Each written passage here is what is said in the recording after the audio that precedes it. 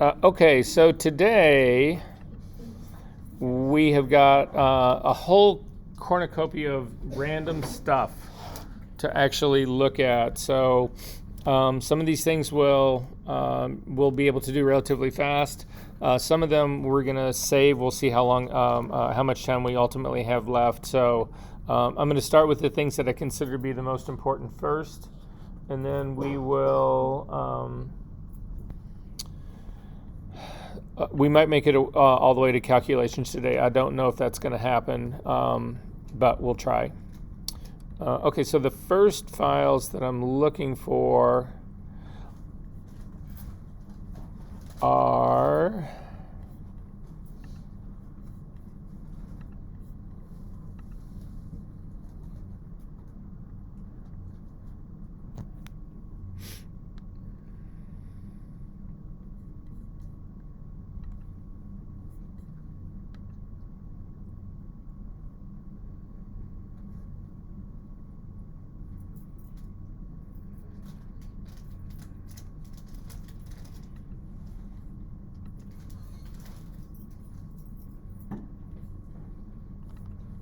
sorry.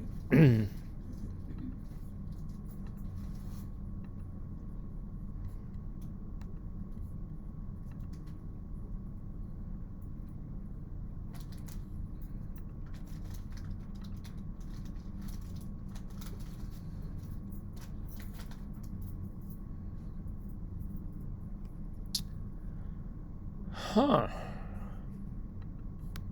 I know it doesn't go this far back.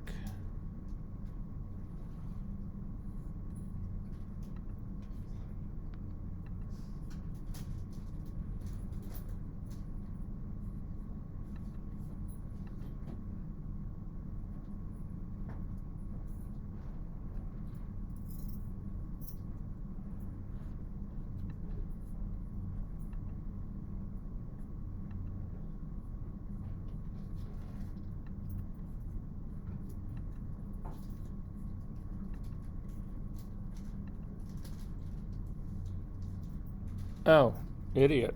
Sorry. Okay, first things first. In your session number 13 files, there is a file called cheerleaders. I don't know if I don't think we've done this one in this class yet, so I want to make sure. So if you can open that one up and tell me if we've done the color correction on this file. Okay, so we are going to do the color correction on this file. So can everybody find this? Again, it's session number 13.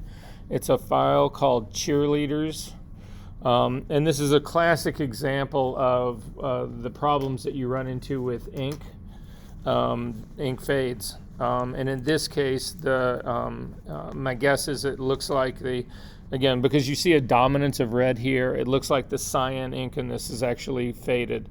So different inks fade in different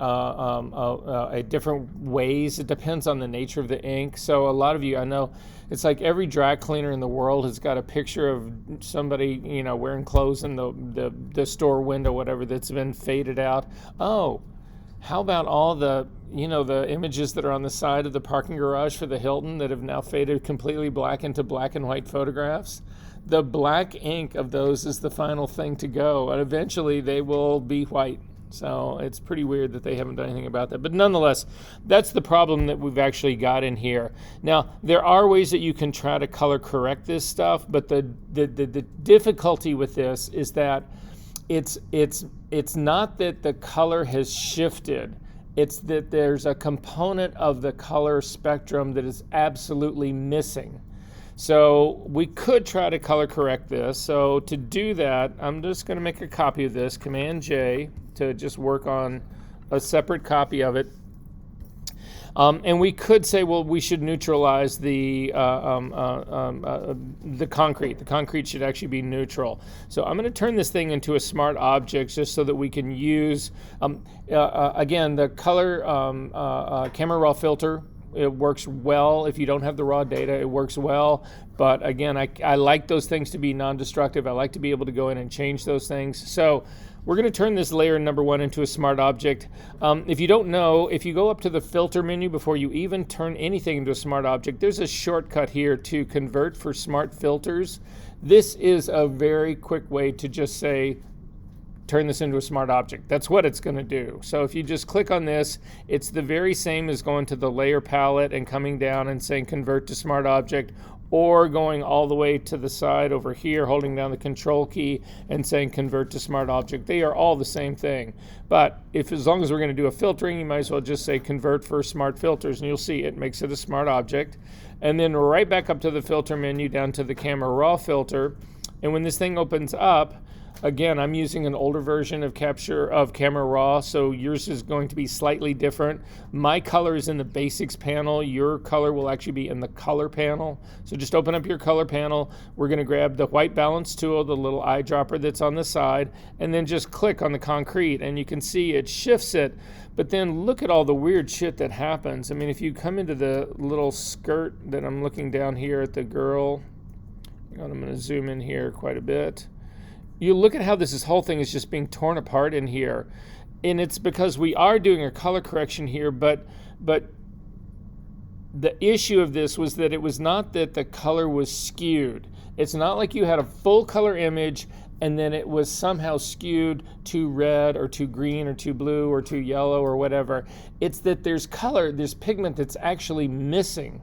And so what we need to do is we need to restore that missing pigment first. So to do that, you can cancel out of this. This is not what's going to actually do it for us. To do that, we need to actually look at the channels. So if you come over to your channels palette and you click on the red palette, now again, don't click on the thumbnail, click actually on the area that's between the word red and that command number 3, and you'll just see this is the red channel, and you can see it's extremely light. So what this is telling us is that because this is the mask that controls the red channel, it is so light, it's really letting in a whole lot of red. That's why we see this as being red. If you take a look at the green is considerably darker. It's got a whole lot more detail in it. And then if you take a look at the blue is almost blocked up. I mean, the blue is really, really intense when it comes to certainly their outfits and that kind of stuff. So, but the important thing about this to realize is that you have a lot of detail here in the blue. You've got, I think, too much, the sweaters and all that kind of stuff are all blocked up in that. But if you take a look at the green, they're not. In the green, you've got a really good color, you've got a really good tonal range. So what I'm going to do is I'm going to steal some of this and put it into the red channel that is actually too light. And in so doing, I am actually going to replace missing detail that is in this red channel. Does that make sense what the plan is? So again, this has been bleached out. It's missing tone and detail. I don't want to just put a curve on this. If I did, you can actually see it. We can actually put a curve on this right now. With only the red showing, hit Command L to bring up the levels dialog box. Command L to bring up the levels dialog box. Oh, this is a smart object now. You can't do this on a smart object. So go back in history when we did convert to smart object, go back to just copy. And now with the red channel just selected, Command L. This will bring up the levels dialog box, and we can try to, I'm going to grab the highlight slider and try to pull it, the shadow slider, and try to pull this up to make this darker. It makes things darker, but it is not bringing detail into this. It's simply making what was left there darker. That's not what I want to do. I want to bring detail in this as well. So to do that, hit cancel if you've got the levels dialog box open.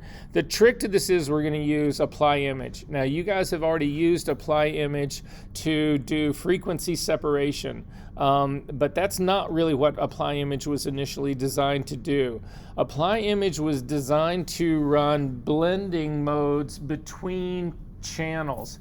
It used to be in the original days of Photoshop, layers did not exist. Everything that you did here in channels. So because there are no blending modes for channels, what Apply Image allowed you to do would be to actually blend one channel into another channel, or to do things like that. That's what Apply Image was all about. So that's what we're actually going to use to try to restore the missing detail in this red channel. However, Apply Image, again, is a much older dialog box that, I mean, it goes way back to the beginning of Photoshop, and it has never been updated. And the problem with that is that in order to affect this red channel, you have to select it first. So we've got the red channel selected. Now I want to see the whole image, so I'm going to turn on the eyeball for the RGB channel at the top, but make sure that the red channel is highlighted. You can see in my case it is. So, but I'm seeing the full color of the image, but the red is actually highlighted. You've got to do that first before you use Apply Image. And then to get to Apply Image, you come up to the Image menu, down to Apply Image, and you'll notice that up in the very top here that the red channel of this is actually, the target is the red layer. Now we can change what we're going to blend into it all we want. That's what the source is up at the very top. But the blend into this cheerleaders.psd layer red, that was established when we actually picked the red layer in the channel before we came into this. So by default, it always comes in with the red channel, with whatever channel that you've actually got selected is selected. It always comes in with that. That's not what I want to use. I'm actually going to use the green channel. That's where I want to actually bring in more of this content from. So when I was looking at it, the green channel is the richest in detail and a really good even tonal range. So I'm going to click on my channel drop down menu and I'm going to pick the green channel. And then in terms of what you actually use as a blending mode for this, you simply go through the blending mode. So I'm going to start up at the very top at darken, doesn't do anything for me. Multiply actually is a little bit of overkill. It might work, but I need to drop its opacity. I'm going to look at color burn, that really perverts it. Linear burn also perverts it, too strong. Darker color, just nope. And then I'm going to come down to the lighten modes, down to lighten and screen. They only make my problem worse. I'm going to try the overlay group. Not really. Again, this is the contrast group. That's not really helping me much in all of this at all. The hard light group, way too extreme. The vivid light, not going to work for me again. The linear light, not working for me again. I'm going to come down to the add group. And in the add group, it just makes everything too much lighter. I'm going to try the subtract group. It really freaks things out. So clearly this is going to be up in the multiply darken group. So I'm going to come back up to multiply, and that's the one I'm actually going to pick on this because I feel like it neutralizes my color the most. However, the correction is too strong. So I can change that by dropping the opacity of this. So if you hover over the word that says opacity, you'll get the scrubby slider, click and drag to the left, and you'll start to pull this back so that you can actually get a sort of normal color in here. And when I get back to around an opacity of 42 or something like that, whatever, this actually begins to become a normal color again for me. If you take a look at your red channel right now, again, if you've got your thumbnails big enough like I've suggested that you do, you can see that you've restored an enormous amount of color or tone and detail to this red channel. If you turn off your preview check mark, you can see that that red channel gets really light, and then when we put it back on, that I'm really bringing more tone and detail back into this guy. So I'm going to go ahead and say okay to this. So what I've done now is I've actually stolen detail and tone from the green channel and put it into the red channel. So now if we only click on the red channel to see what it looks like by itself, this is now much richer than it used to be. If you turn off this layer number 1, you'll see it goes back. That's what the original was. This is now what we've done to actually restore it. So then I'm not finished here. At this stage of the game, I would convert this now to a smart object. So up to the filter, down to convert for smart filters, and then again run camera raw filter on this. So up to camera raw filter. And at this point, I'm going to grab the white balancing tool. I'm not going to try the concrete because concrete has color in it. I'm actually going to try the white on the windows that are on the doors that are on the back. So again, I have a problem. There's a bug in my version of Photoshop that I have to, when I select the white balance tool, I only get the magnifying glass. If I come over and turn it off again and then back on again, I finally will get it. We can select part of the white door that's sitting in the front. If I click on that, I think this turns things too blue myself, but you can click around to other places. So I'm going to try the scroll work that's around the sort of outside edge.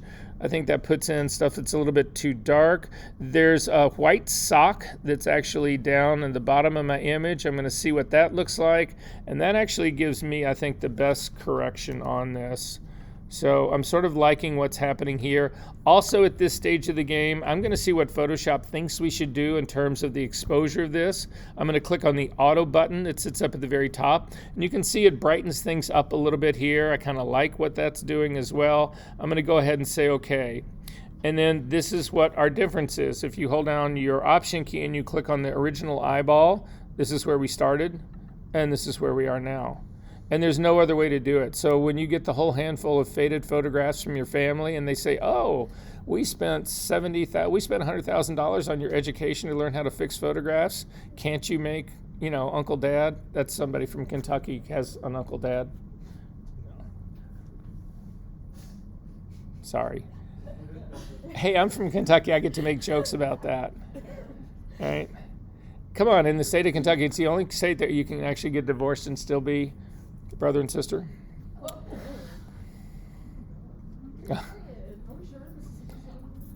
I'm sorry, what? Oh, could be.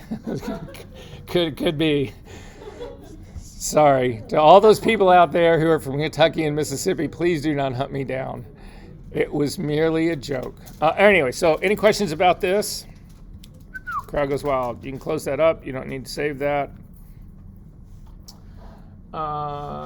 Okay, next up, there is a content aware. So again, also in session number 13, there's a content aware.tiff file. If you can open that up into Photoshop. So there are so many ways to actually do the work that we're going to do right now. I'm going to try to run through most of them just to make sure everybody understands how each individual tool works. Some tools you think are going to work better, some not better. So we're going to try different strategies to see how certain things go in here and just see which ones we like better. But more importantly, what I really wanted to do is show you how the individual tools work and the way that you should think about using them and the settings and all of that kind of stuff. So what I want to do in this image is I want to create a new background. I want a beach background for my Instagram. And I want to get rid of the people. I want to get rid of the island. I want to get rid of all that stuff. So this is basically the way I'm going to go about doing it. So first things first, like we always do, is you make a copy of this layer, Command J. And the first one I'm going to do is I'm going to save the kids that are in the foreground to the very end. I'm going to go after the two guys that are in the sort of like this beach area or in the water area, sort of right here in the front. And the first tool that I'm going to go after is Content Aware Fill. It's the oldest of it was the beginning of localized AI. So Content Aware Fill does not need to be connected to the internet. You don't need to go, it's not going to send this up online like a lot of the new AI tools are doing right now. It's localized, so it's built into this version of Photoshop. So there's some tricks to how you actually want to work with it. So I'm going to actually start with the guy that's on the left-hand side, and I'm going to just select him. So you use the lasso tool to do it. Hit the L key to do this. Now the thing about Content Aware is that you not only need to select what you want to remove, you've got to include areas of that you don't necessarily want to change. So for instance, you do not want to do that. We'll try it. I'll show you really quickly. Let's grab the quick selection tool instead. Make your brush incredibly small. And I want you to just select the guy using this tool on the side. So if you just click on him, you'll see that you get this selection around him. But what you'll see also is that it's not going out into the water. It's not. It's strictly selected this guy. So to use the content aware tool. So with this small selection going, I just want to show you the bad side and what's wrong with it.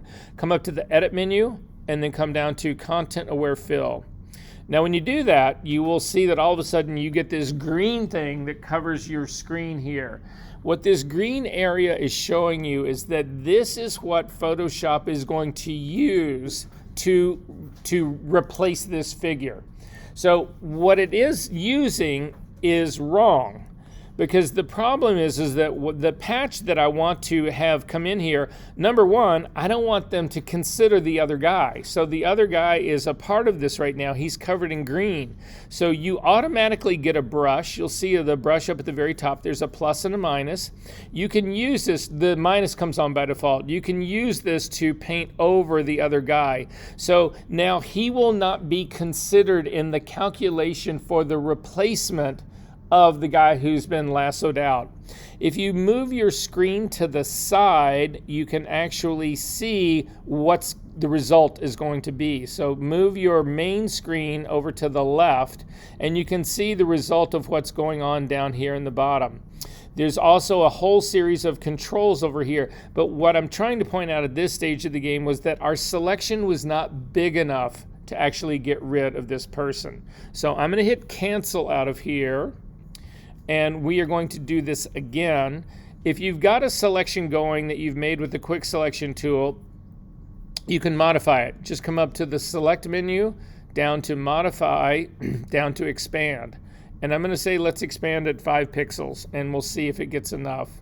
And it does. It actually gets most of the guy. Now for me, I don't want to work this hard at it, so I'm going to hit Command D to deselect, hit the L key to get the lasso tool, and I'm just going to select around this guy. Again, you want to make sure that you get not only all of the guy, you want to get all of his shadow, but you also want to get some of the water. That's the trick to using this tool, is that you need to include areas of what you are hoping the replacement will consist of. And then we're going to do the same thing we just did before. Up to the edit menu, down to content aware fill. Again, it puts the same green thing on here, but now we need to take a look and you'll see that the guy is completely gone, but that's not enough. What I also care about this is the focus of the water in the patch, so that the water that's actually much closer to me, the stuff that's on the very bottom of this square, has got much smaller waves. And then the water that's actually way back, that's actually near the buoy, has got much bigger waves. I don't want to consider any of that. I want this to consider areas that are really close. So I'm going to get rid of the stuff that's in the background. I'm not going to be too crazed about it, but I'm also going to get rid of stuff that's in the foreground. Then I'm going to get rid of the guy that's right next to it. This is going to be hopefully a better blend for me. And if you take a look at what our previews were, if you remember, I remember what it was before, this is a much, much more successful replacement part. However, we're not completely done with this. Once you get this area, you can expand what you want to be considered. So to do the expansion, to say, well, there's more that I want to add, you need to click on the plus at the very top of your options tablet. This will now, our screen, this will now give you a positive brush, and then you can actually add areas that you want to be considered in this. So you could expand that range if you were not happy with what was actually going on. So then again, we can take a look at the area that's over here. We're not done yet. In terms of actually doing the sampling area options, there is an auto button, and then there is a rectangular button. You can actually click on this and see if it changes any of your the way that your patch or the way that your fill actually works. In my case, the difference in the two, I actually like the auto version better. It actually has more of those solid blue lines through it, so I'm going to stick with that. Then finally, under the fill settings, there is color adaptation, and color adaptation can have a real profound effect on what the patch ends up looking like. So if you click on the drop-down menu, you can go up to none just to see what happens. And in none, I actually feel it's better. It's an extension of what's going on, but I run into this sort of like wall right here. So I'm not very happy about that. I'm going to go back to default. I still have that very same wall, so I may actually stick with none. Then I'm going to go down to high. High actually is a better version of this to me. It seems like a smoother transition in and out, and then very high. And very high, again, seems too obvious to me. So I'm actually going to pick high. Then you also have image, the rotation adaptation. If you click on this, what this does is it actually will rotate your patch. And you can see what happens. You can run through it. So if we actually go to low, that makes it really obvious to me. If I go to medium, it's even more obvious to me. Back to high is really obvious to me. And then finally full. So what it's doing, it's actually rotating the patch. In our case, none is going to be our best option for this. And then finally, how you output this. The default, if you click on the output settings, is usually a new layer. And so what it'll do is it'll only put the patch on the new layer. We don't need it to do that. We've already made a copy of this layer. So we've got the virgin underneath it. So if we screw something up, we're not in trouble. So it's just simpler to do the current layer so that you're not always doing, okay, yeah, do it on a new layer and then merging it down. So I'm going to go ahead and say okay to that. And then we can take a look at it and hit Command D to deselect. And now if you turn off your top layer and just look at your bottom layer, you can see it actually does a pretty good job of it. So that's one way of actually removing figures in this. The second way we're going to actually take a look at doing this is a completely different tool. And this tool actually does require you to be connected to the internet. So that tool is in the selection group. So if you come up to the quick selection tool, take that back, it's not in the quick selection tool, it's in the healing group. So if you go to where the patch tool is or the healing group tool, it's not the one on the very top, it's the one right underneath it. It is the remove tool. Now, when you click on the remove tool, this one actually is AI. And this one will actually be impacted by your settings and about whether this thing goes up to the cloud or not. So to find out which this is going to do, if you come to your, so again, people who are on Macintosh, you want to come up to your Photoshop, the word Photoshop up at the very top, down to settings, and we're going to do image processing. For the people who are on Windows, you do the same thing, but it's in the edit menu down at the bottom, image processing, and you want to look at what the subject and remove background settings are set to. By default, this is actually set to device, which means all of this is going to be done with the AI that's built into your version of Photoshop. If you do the cloud results, which they claim to be more detailed, it actually then does it. It's going to send this image up to the cloud, and the patch or the fix on this is going to happen on Adobe servers, which in theory is better. In some cases, most cases it actually is better, but it is not always better. So if you do this and it works out really well, great, you're off to the races. If you do this and it's really shitty, you actually need to change it and see how well it works based on your local machine. So with that already set and the tool set, I'm going to make my brush a little bit smaller.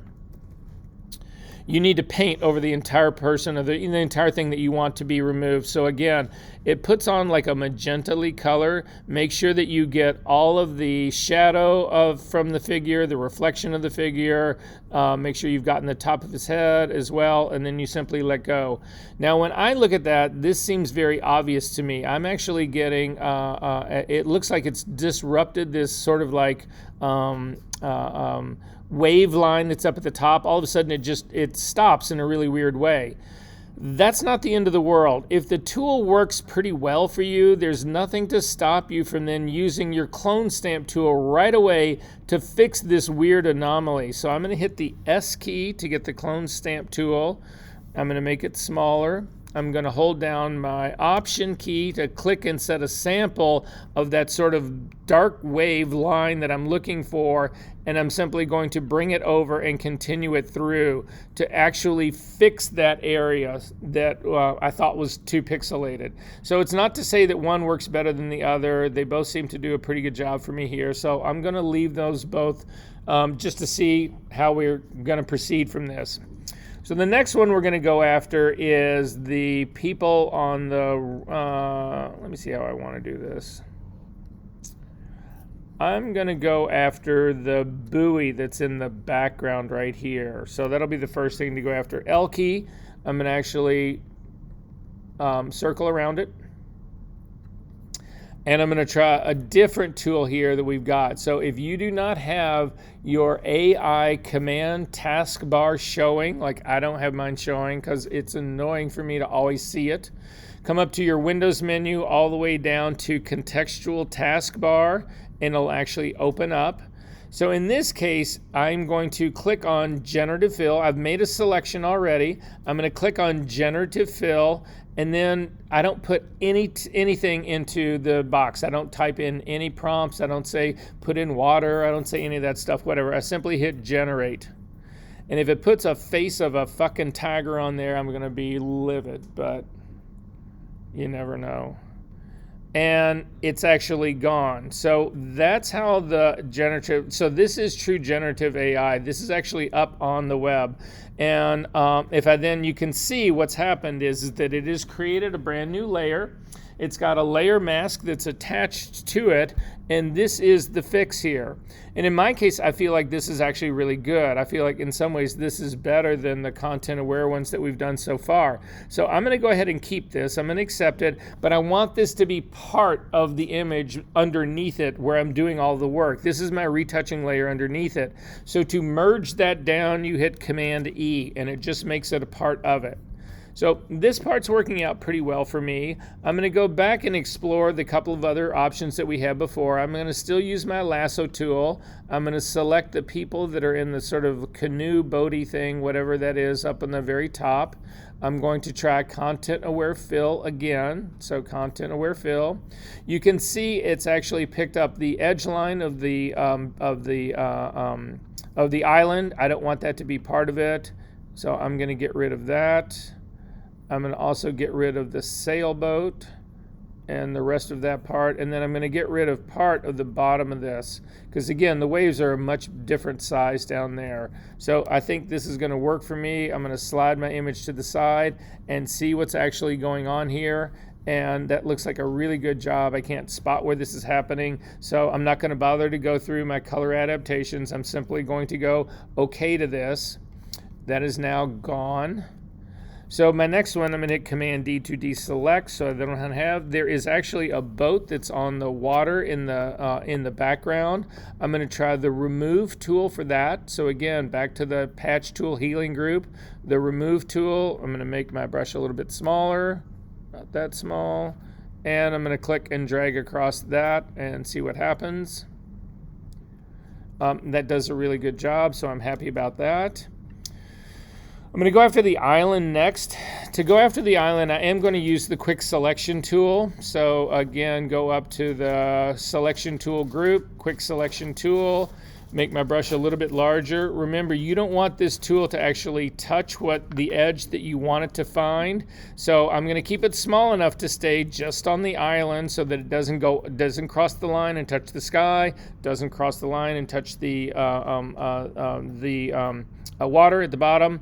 So I'm simply going to click and drag up, and it makes a good selection of this. But again, remember, this is the problem that we had in the very beginning. If we go back to the beginning, I need a selection that's expanded larger than this. I can't just do this, or I'm going to end up with a halo of the island that's still going to be left behind. So I'm going to go up to the select menu, down to modify, and I'm simply going to hit expand. And in this case, I'm going to try 5 pixels. If you feel like that's expanded enough, you're good to go on this. And in some ways, I feel like this is. I'm a little nervous about this. It looks like a house that's sort of like in the middle of the island. So I'm going to hit Command Z to undo the expand, up to the select menu again, down to modify again, down to expand again, and I'm going to put in 10 pixels and say OK. And I feel better about that.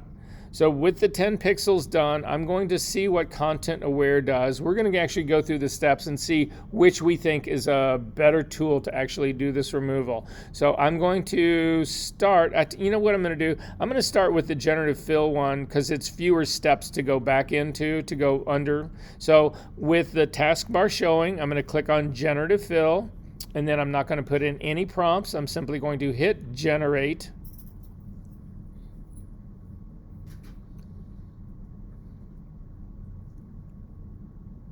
And that does a pretty remarkable job of that. I'm going to do a history snapshot of this. So over to your history palette, the little camera that's at the very bottom, click on that. In my case, I get a dialog that is going to allow me to name this. You guys do not get that dialog because you're working on a later version of Photoshop where this is broken. But I'm just going to call this one so I can remember which is which. I'm going to call this Generative Fill. And say, okay, yours is just going to be called snapshot number 1. You can remember that part.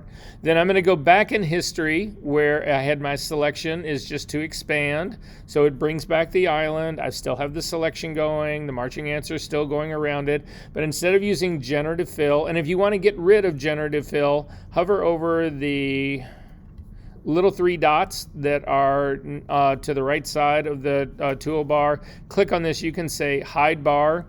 If the bar is always moving around, it's designed to move around to be really close to what you're trying to do. But if that annoys you, you can actually grab the little tab that's on the left-hand side, drag this thing up to the very top of your options bar, and then click on those little 3 dots and come down and say, pin my bar location here. And it won't move. It'll stay there forevermore until you go back to those 3 little dots and actually unpin your location bar and then hide it or do whatever you want. So I'm just going to move mine out of the way. I've still got the marching ants on this, and I'm going to try Content Aware Fill. So up to the Edit menu, down to Content Aware Fill. And you'll see it picks a whole bunch of stuff. It gets a little bit of the ocean, which I wanted to have, a little too much of the ocean. So I'm going to click and subtract some of that because, again, I don't want really big waves. I do want all of the sky to be considered in this, so that's the way I'm going to approach this. And if we take a look right now on the generative or the content aware fill, you know, this part has actually worked pretty well as well. So I'm going to go ahead and say OK to that. Command D to deselect, and at this stage of the game, I'm going to do another history snapshot, and I'm going to call this content aware fill or content fill, and say OK to that.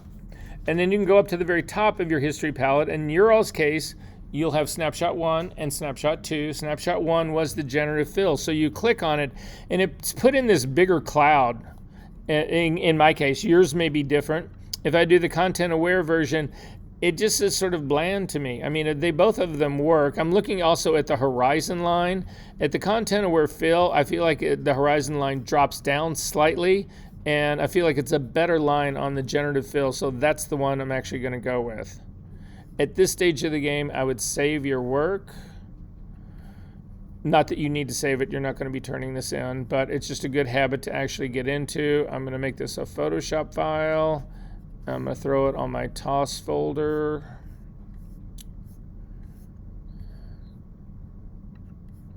And say OK. So then I need to, every time I bring this up, I don't know, there's no good way to say this. So I've said this a million times. So now it's time to kill the kids. Doesn't sound really good. Now it's time to get rid of the kids. That doesn't sound really good. I mean, there's no way to say, now it's time to remove the kids. I mean, I don't know. But anyway, that's how we're going to go about doing this. So I'm going to see how well generative fill does on all of this. So I'm going to hit the L key to get the lasso tool. And I'm going to select, do not try to select too much of this. I'm going to select the little boy on the left-hand side and the little girl as well. I'm not going to go after the 2 girls on the left-hand side. Make sure that when you do select this part that you include the reflection of the girl in the sand. You can see her reflection there. And then I'm going to go all the way back to this part right here. So I've selected both of them. If for some reason you miss part of a selection, like I feel I'm a little tight on the very top of this girl's head, hold down your Shift key and you can actually get the Add to Selection tool so you can bump that out a little bit more. And then we'll just see what generative fill looks like. You can select generative fill from the tool tab, but they've also added it under the edit menu. There's a generative fill here. And I think in this case, again, it gives you a prompt to do here. It's the same thing as what's going on in the taskbar. Don't put anything in there. Simply hit generate.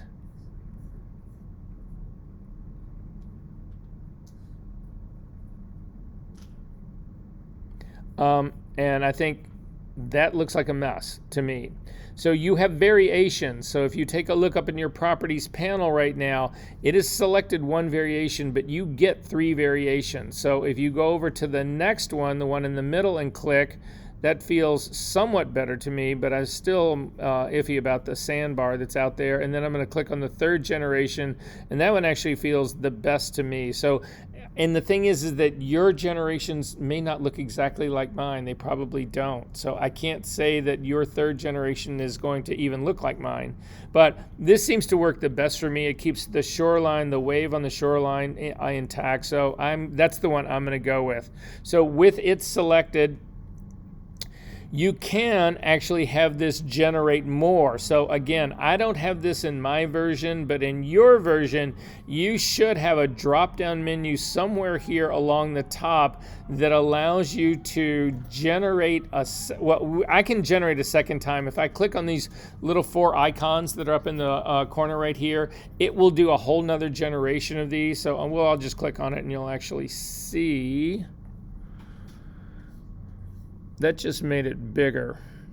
I'm going to hit generate again. I have an older version of how this whole thing is working. Oh, that's how it is. It's the little 3 dots that are at the very top. If you click on that, you can actually, in my case, I can list this as good, bad, or poor. And then if I do another generation, it will base it on how I rated these things. I can also throw ones away that I don't like.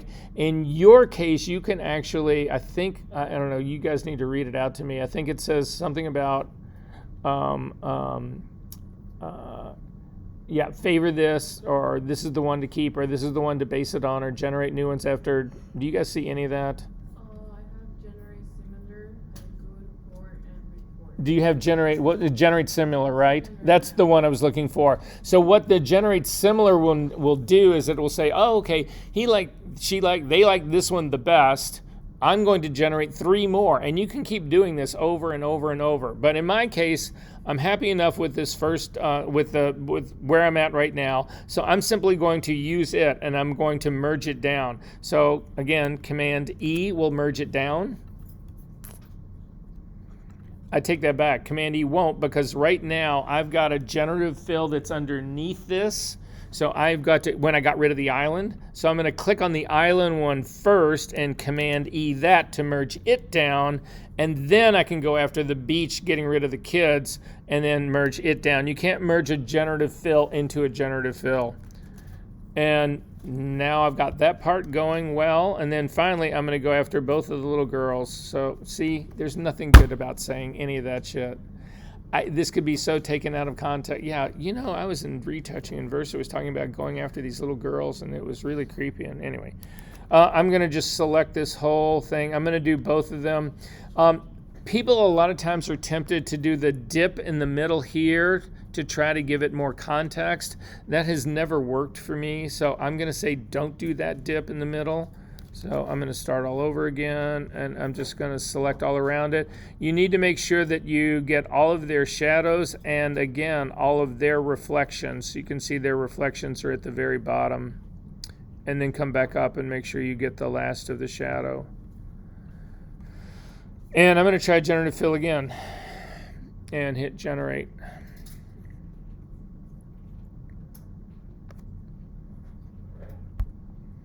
So this gives me 2 more kids. That's how mine did. What did yours do?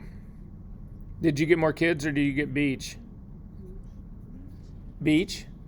Yeah, well, again, this is an older version of Photoshop, so I get 2 alien-looking kids. I don't know what else to say about that. All right, so I'm going to not use that. So I'm going to throw my generative fill away. I'm going to go back to the same selection again. And I'm going to go old school. Oh, I take it back. What I'm going to try, I'm going to hear Command D. I'm going to see what the remove tool does.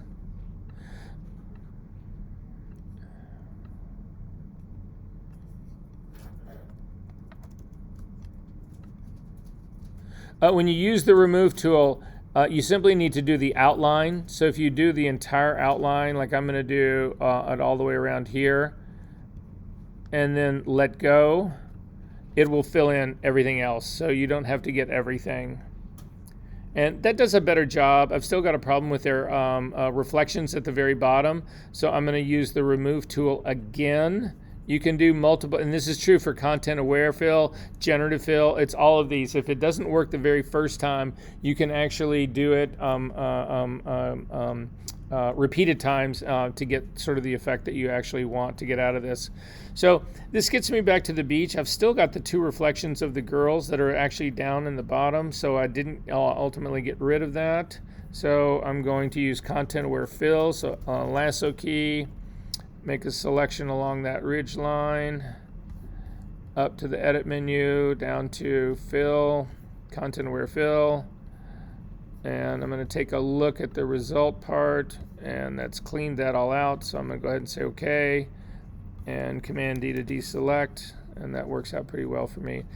So then the next thing I want to do is, again, this is going to be for Instagram, so I need to have this to be square. So to get this to be square, the first thing I'm going to do is come up to the image menu, down to canvas size, so not image size, but canvas size. And when you do that, click on a thing, it'll open up. You will get a drop-down menu about the increments that you want to do this in. I typically leave mine in pixels. You can change this to inches, but again, I'm going to try to double something, and I don't want to try to double 12.361. I mean, I could do that, but nonetheless, I'm going to leave it at pixels. It doesn't change anything. What's important to know about this, though, is that it's going to change the canvas size. The canvas is my base layer. It's this thing called background right down here. It's going to, whatever I tell it to add, this is these anchors that sit here in the middle are where I want to add them. So right now, the anchor point is sitting in the very center. So I'm going to change the width of this so that it matches the height of it. So I'm going to change the width to 890 because, again, I want a square. I want it to be as tall as it is wide, or as wide as it is tall. So to do that, I actually want to put the extra canvas equally on both sides of my image. I don't want to put it all on the left side. I don't want to put it all on the right side. So that's you do that by leaving the anchor in the middle. If you wanted to put all of the extra stuff to the left, you would click on this box, and you can see where the arrows are now pointing. They're actually saying, okay, you're not going to add anything to the right side. All of the arrow is pointing to the left. That's where all the new stuff is going to go. Now, I'm not making it any taller, so those arrows, even though they point up and down, they don't have any impact on this. If I was going to change both dimensions, I was going to make it not only wider but also taller, then this would actually matter. But I'm going to put it back into the center so that I don't do that. And then I'm going to, again, change my width so that it reads 890 pixels and say OK. And this will now give me a square. And if you turn off your layer number 1, where we've been doing all of this work now, you can see it's the original image that's now got white borders that are on the sides of it. Those were also added in that canvas resize dialog box. But I'm going to go back up to the top, turn it on, and then I'm going to turn off the version on the background layer, and you can see it doesn't add anything to the layer that's on top. Those checkerboards that we're looking at are simply areas of transparency. So in this case, I'm going to see, I know what content aware fill will do, but I want to see what generative fill will actually do on this. So I'm going to hit the M key to get the marquee tool. This goes back to selections that we did in the second class to begin with. I want to be able to select this. I'm going to go after the transparent area that's on the left-hand side first. But the problem is that when you get up into the very corner to try to select that very top corner, your cursor, the marquee tool, the M tool, that cross turns back into it turns into a cursor. And I can't use that. So instead, bring your cursor down into the center area right here. You can see where mine is. It doesn't really matter where you start this. Click and drag down to start drawing out yours. And the minute I do that, I realize that I have got a fixed ratio style in mine. So let me fix that first. I'm going to hit Command D. I'm going to use my drop-down menu to go back to normal. Normal is freestyle. So then I'm again, just start somewhere near the top left-hand corner. Don't try to hit that left-hand corner. Click and drag out. Hold your mouse still down while you're doing this. add the space bar, and that allows you to move this whole selection, and you want to jam that selection up into the upper left-hand corner. Your selection will get smaller. That's okay. It's just confirming to me that it is indeed grabbed that top left-hand corner. Let go of the space bar and come all the way down. Again, we are going to use, we need to select part of the beach area. So I'm going to take, you can take a look at my screen. I've selected all of the left-handed transparent pixels, the checkerboard, but I've also included part of the sky and the sand and the beach so that I give reference to either generative fill or content aware fill for what I want to actually have happen. I'm going to let go of that, and I'm going to see what generative fill does. So I'm going to go up to my generative fill tool tab. I'm going to click on it and then hit generate.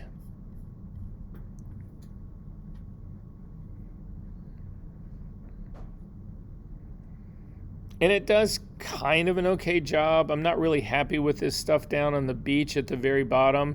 The stuff that's back in the ocean, that part actually worked out pretty well. Not really thrilled about this part down in here.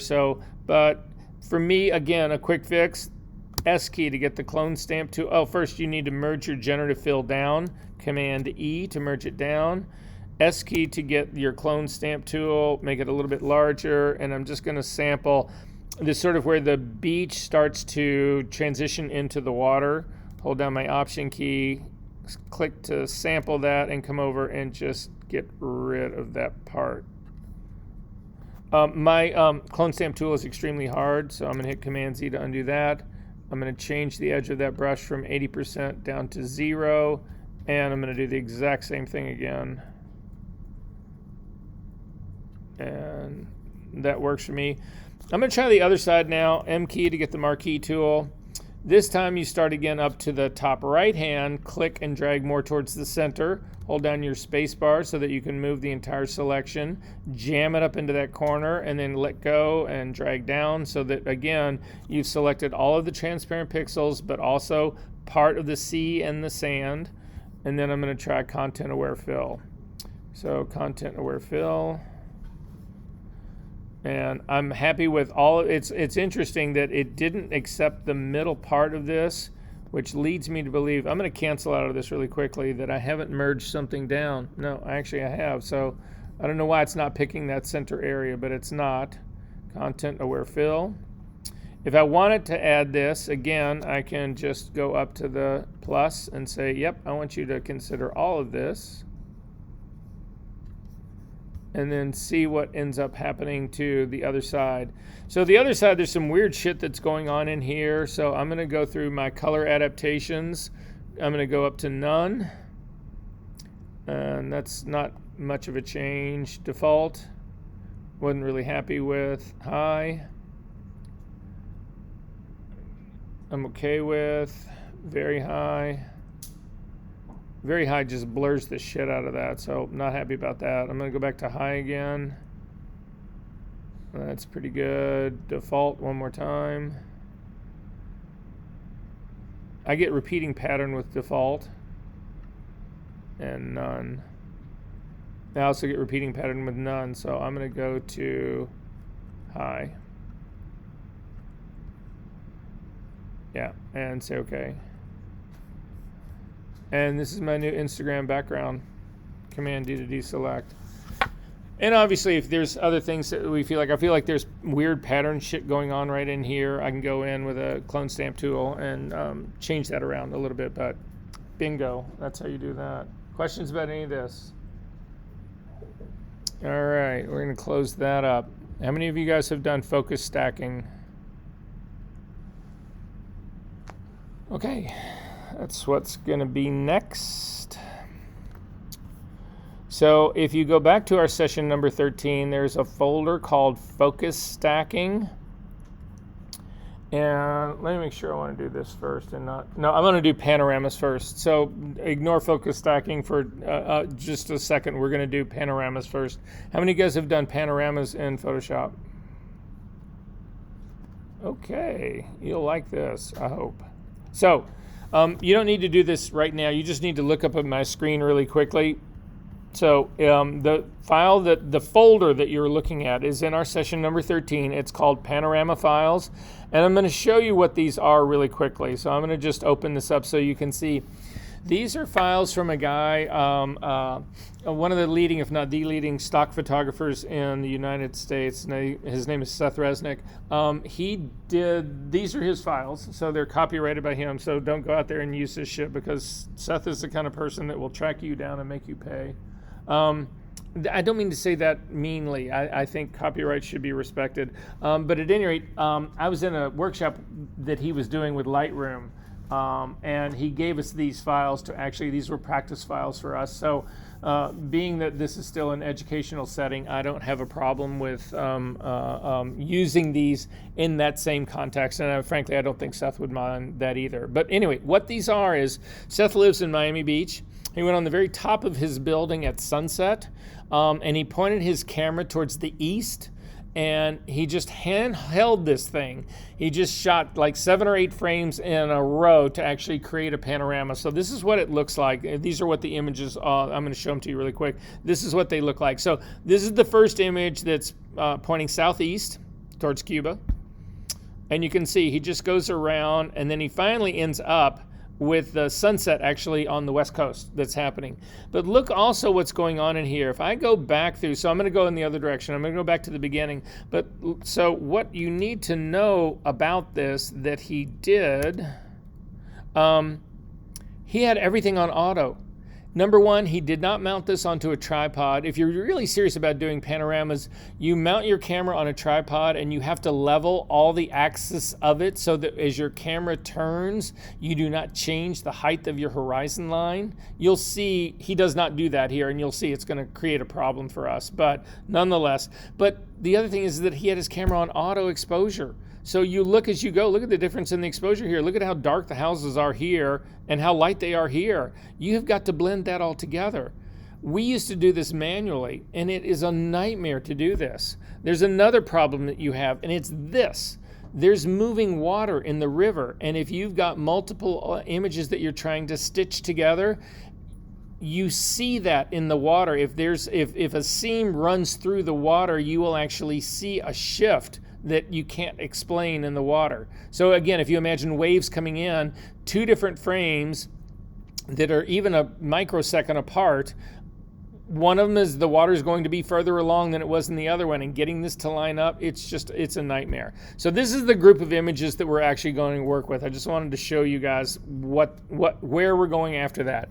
So to do all this work, you actually start in Photoshop. So to do that, go into Photoshop right now. And we are going to go up to the File menu, down to Automate, down to Photo Merge. So again, look at my screen really quickly. It's the File menu, down to Automate, down to Photo Merge. And it's going to open up, and it's going to say, okay, well, what do you want to photo merge? To begin with, when you're doing panoramas, the layout options that you get here, so the ones that says auto, perspective, so all of these have to do with how you want the results of your image to be. Now, you're not going to see this on the video, but you will actually hear me describe this part. The reason you have these things, typically I always use auto to begin with. It's the first thing that you want to try. Photoshop is going to try to figure out the best version of how these things are put together for you. But I want you to understand why there are different options for this and what the problem would actually be. So I'm going to describe shooting a panorama of this room that we're in right now. So I'm going to point my camera at this wall right here, and that wall is probably 15 feet away from me. And I shoot a picture. And then I'm going to just pan my camera a little bit to the right, and I'm going to shoot another picture. However, that wall is a little bit further away. Not insurmountable, but not great.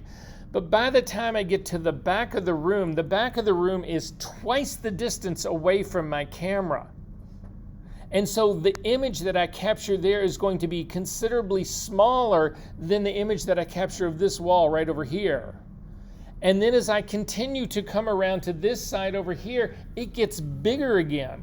So when I put this whole thing together, the panorama, when it gets stitched together, is actually going to start big, and it's going to slope down, and it's also going to slope up, so that the image that you get looks a lot like this one right here. It looks like, again, the center of my image is going to be less, it's going to be more narrow than either of the edges of my image. And all of that becomes problematic. And you can have the reverse of this happens as well, because there can be situations where you're shooting panoramas and all of a sudden there's an element in your image that is much closer to your camera than the sides are. And that will also, so imagine the sides, imagine you've got a building in front of you. So the background that I'm looking at here is a building, but on both sides, there's nothing that goes all the way to the horizon. It's just like a building in the middle of the ocean, right? So it's a ship in the middle of the ocean, and I'm gonna shoot the ship, and it's really close to being big, but the horizons are way far away. They're gonna be much smaller. You end up with the exact opposite problem. So at any rate, we're going to start with auto on, just so that you understand that that's what's going on, and that these other options, depending on the amount of distortion you end up in your panorama, can actually be better for you to try. I'm going to click on the browse button. We need to actually go find all of those files. So click on the browse button, and it will take you out to Photoshop, and we actually now can find where those files are. So again, it's going to be in your session number 13.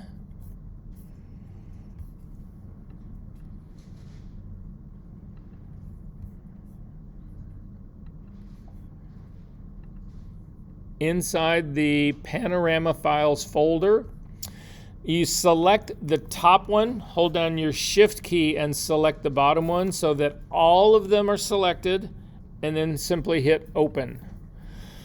Now, it'll list all of them right here. If for some reason you had other files that are somewhere else, you could actually continue to browse. You can find more files in other places, but in our case, this is going to work out fine.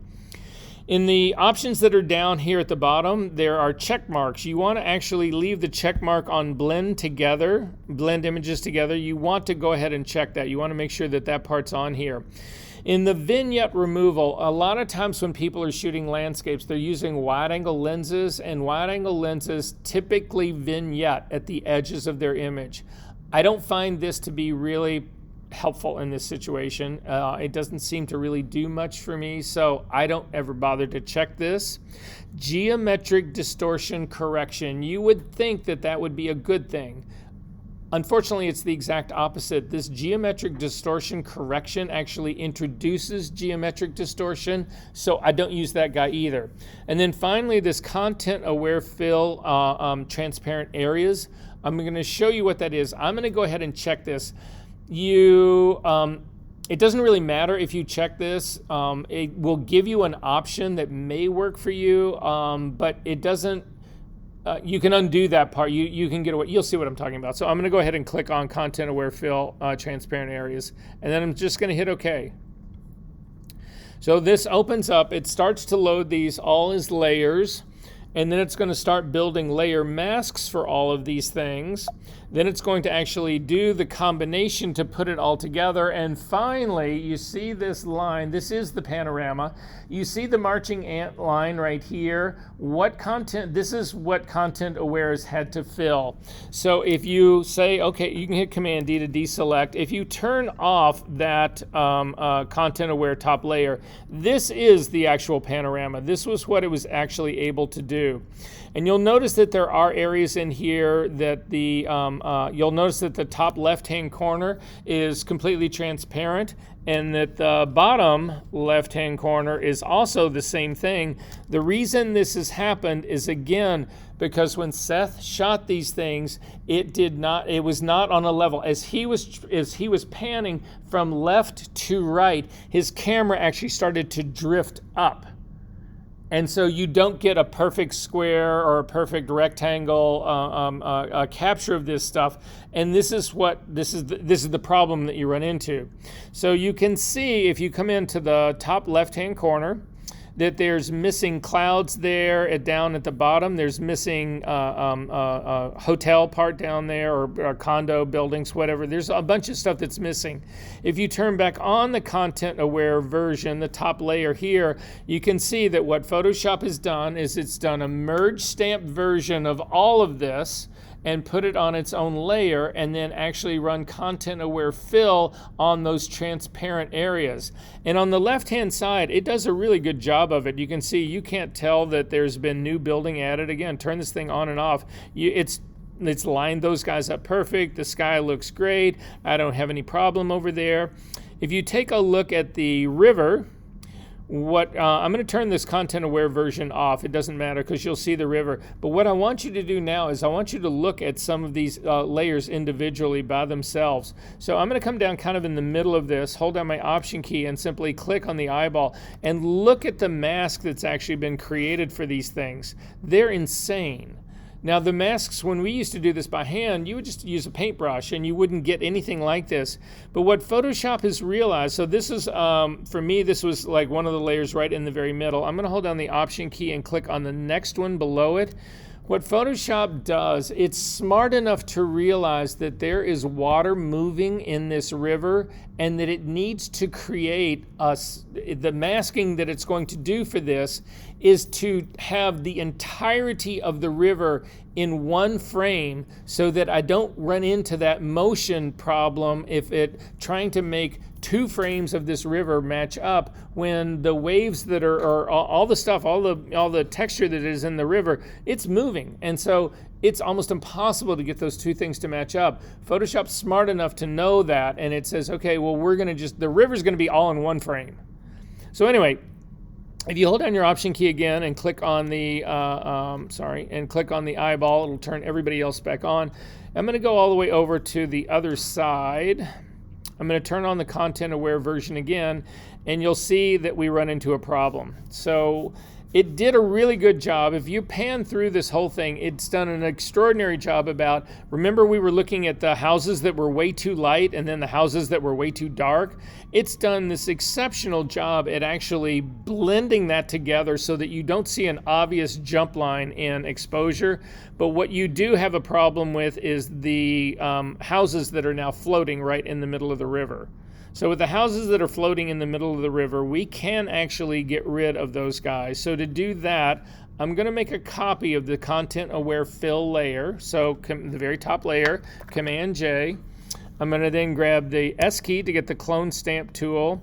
I'm going to make this a 50% hard clone stamp tool. That's really the default. And then I'm going to come over and I'm going to see this row of palm trees that are right here. What I'm looking for is what can I start with this pool area right here and then fix on this line coming out here. And I think the best stretch that I've got is this set of palm trees that are right here. I could try this area that's up by this other White House, but the problem with that is that that's not going to be as in focus as this area is that I'm trying to fix down here. So I'm going to hover over the palm trees. I'm going to avoid that little, I don't know, the little pier that's sitting out there. I'm going to start to the inside of that. I'm going to hold down my Option key. I'm going to click to sample my tool, my clone stamp tool, and then I'm going to try to find a place for this to line up along. I'm looking for it to line along the other. You'll see that sort of like there's a white line that's running along. It's the edge of the pier here.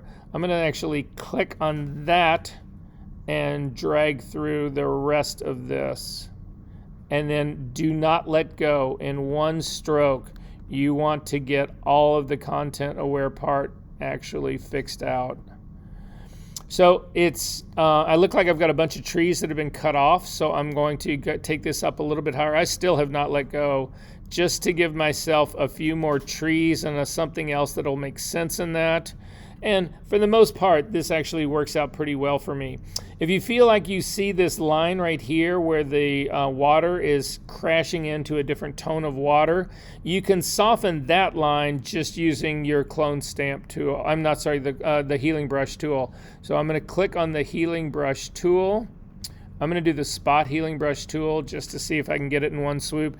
And then I'm this really hard line that's right here where I've got old water and new water. I'm just going to run across it and see what it does, and it gets rid of it for me. And so this would be how I would do my panorama. And the thing that you need to remember about doing panoramas, again, I'm going to pause the video right now because I've got to go to the whiteboard so that you understand how you need to shoot these things. So I am going to pause this. I'll be right back and we will take a break. Okay. You can get rid of this guy. Let's do a quick, guys, it's 3:40. Let's do a quick 10-minute break. Make it a hard break. Let's be back at 3:50. And we're going to look at some other stuff today. We will wrap it up. I'm not going to kill you all today too much.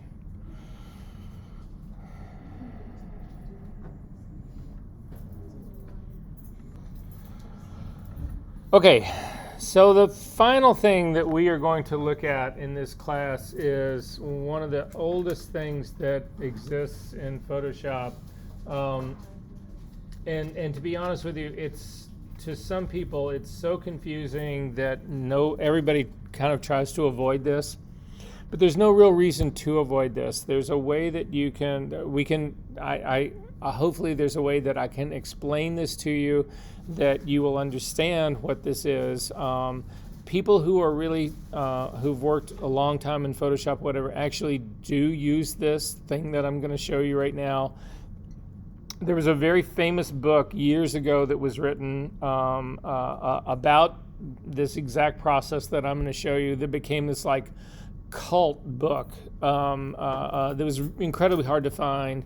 But anyway, for what it's worth, I'm going to show you hopefully the same way I approached using the pen tool to really try to simplify it and explain the parts, that if we go through it with that kind of methodology, that this will become something that when you need it, you can do it. You'll understand it. You'll be able to grasp what it is we're really trying to do.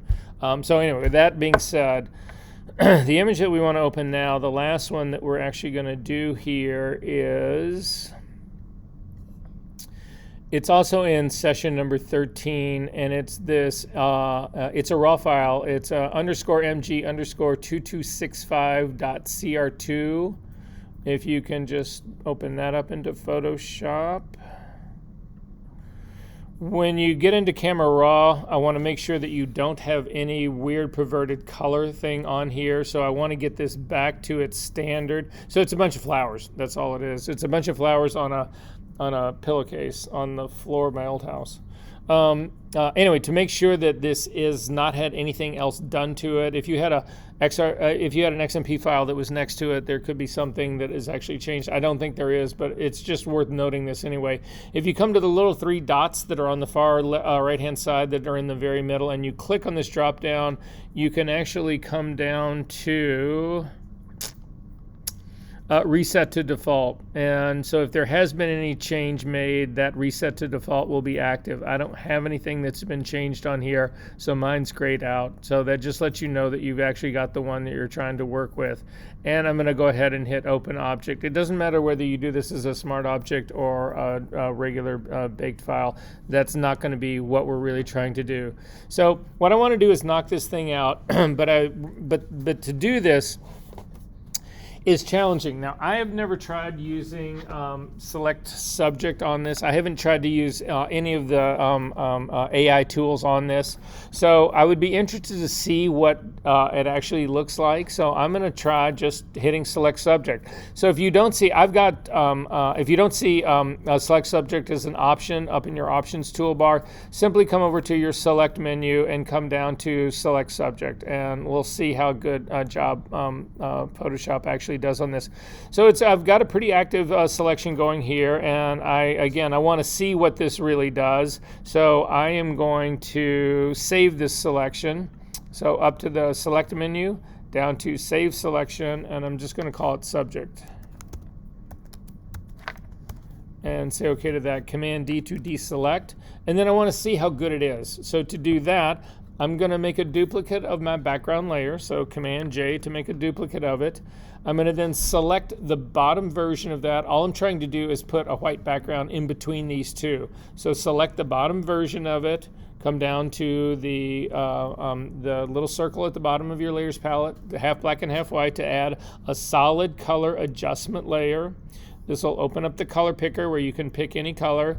White is my background color, so if you just zip your little eyedropper tool all the way over there, you can just click on that really fast, and it will enter the 255 red, 255 green, 255 blue for you, and say OK. If you didn't have those background colors, if this background color was not white, you would simply have entered those values. So now I've got a solid color, a white color that's between these two. I'm going to go over to my channels palette, and at the very bottom is my subject, the subject that I saved, the selection that I saved. I'm going to hover over the thumbnail of that, hold down my Command key, and click to load it as a selection. And then I'm going to come back over to the top layer, the flowers that are on the very top layer, and simply add this as a layer mask. And then I'm going to zoom in and take a look and see what I got. So to see, again, how good this selection is or how good this selection is not, you can actually hold down your Shift key and, the Option key, and click on the original flowers, the eyeball and the original flowers down below. And you can start to spot the things that got clipped off. So for instance, I'm looking at the tulip right down here. There's an area of gray right in here. I'm going to zoom into this area so that you can see it. It's this area of the flower right here. That actually got clipped off. So if we take a look at these on and off, you can see that got clipped. I'm going to work my way up around the rest of this and see. All of this is actually looking much better than old school.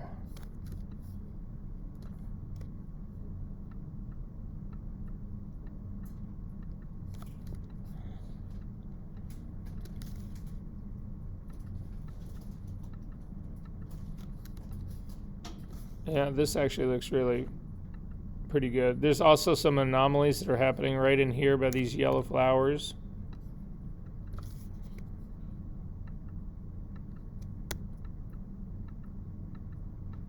Yeah, actually, a pretty amazing job.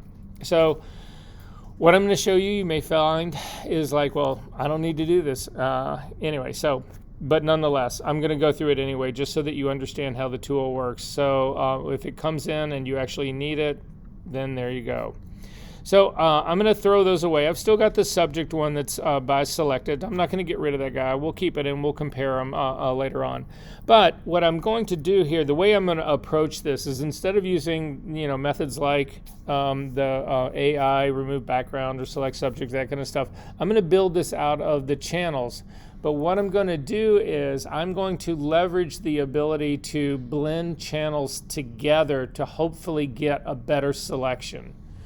And so if we take a look at the red channel, so I'm going to click on the red channel first, you can actually see here in the red channel that the green that's on the right hand side actually separates pretty good from the background, but the magenta flowers and the yellow flowers, they don't separate from that background well at all.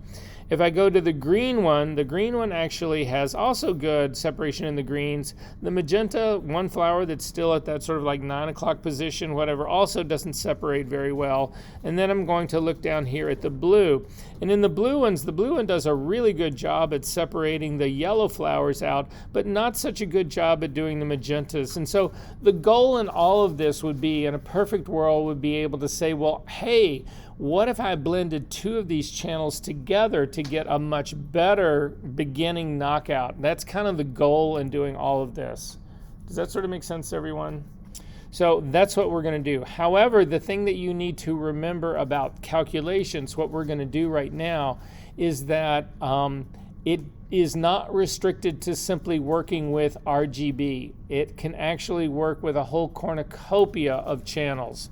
So right off the bat, we are going to make more channels for calculations to actually have the opportunity to work on. So to do that, we're going to duplicate this image. So come up to the image menu, come down to duplicate. it's going to then say, okay, I'm going to make this image, it names it, and then it actually gives you this copy. I'm going to erase the word copy, and I'm going to put in CMYK. And I'm going to say okay to that. So now I've got a second version of this. It's identical to the first one because it hasn't been converted to CMYK yet, but now I'm actually going to convert it to CMYK. So to do that, come up to the image menu, down to mode, down to CMYK, and a window will open up. It'll say, oh, well, this is a smart object. Should we rasterize this? There's no advantage to rasterizing it, so I'm going to say no, don't rasterize it, just turn it in. Then it's going to come up with another warning. It's going to say, we're about to convert this, and we're going to convert it to US Web-Coded Swap version 2. That is what we had set up originally in the very first class in our color settings. It was the version of CMYK that we were going to use as our standard. Just like Adobe RGB is our standard color working space, this web-coded swap version 2 is our CMYK normal working space. And I'm fine with that. Simply say OK. And now if you look over on the side panel over here in